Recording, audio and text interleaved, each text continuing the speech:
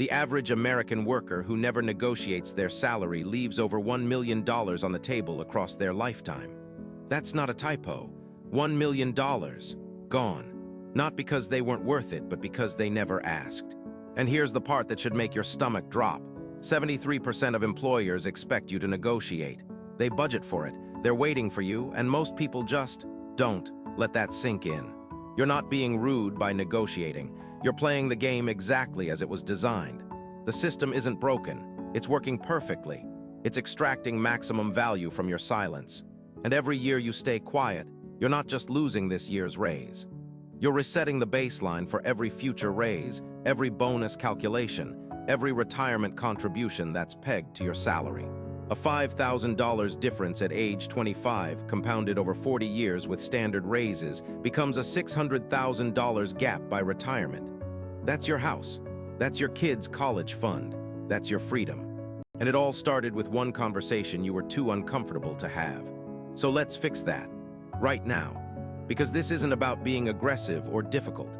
This is about understanding the mechanics of how salary decisions actually get made, and then walking into that room with a plan so solid they'd have to be irrational to say no. First, you need to understand what's happening on the other side of the table. When a company posts a job listing with a salary range, that range isn't a suggestion. It's a negotiation anchor. The bottom number is what they hope to pay. The top is what they're authorized to pay if someone pushes. HR departments build these ranges using market data from platforms like Glassdoor, PayScale, and Radford Surveys. They know exactly what the role is worth. Your job is to make sure they pay toward the top of that range, not the bottom. And the single most important thing you can do before any negotiation is research. Not casual Googling, deep, specific research. Find the exact salary range for your title, in your city, at your experience level. Use multiple sources. Cross-reference them. If Glassdoor says $85,000 to $110,000 and Levels FYI says $90,000 to $120,000, you now know the real range is probably $90,000 to $120,000. Write those numbers down, they are your ammunition. Next, you need to build your case. This is where most people fail spectacularly. They walk in and say, "I think I deserve more." That's not a negotiation, that's a wish. What you need is evidence. Document everything you've done in your current role. Revenue you generated, costs you saved, projects you led, problems you solved, quantify it. I increased quarterly sales by 18% is a fact. I'm a hard worker is noise. Companies don't pay for effort, they pay for impact. So build a one-page document, just one page, that lists your top 5 measurable contributions. Bring it to the meeting, hand it to them. This shifts the entire dynamic. You're no longer asking for more money, you're presenting a business case for an investment. Now, timing. This is where strategy matters more than courage. The best moment to negotiate is after you've received a job offer but before you've signed. At that point, they've already decided you're the one. They've invested weeks in interviews. They've sold you internally. Walking away now costs them time, money, and momentum. That's leverage. For current employees, the best window is right after a major accomplishment or during annual review season when budgets are being allocated.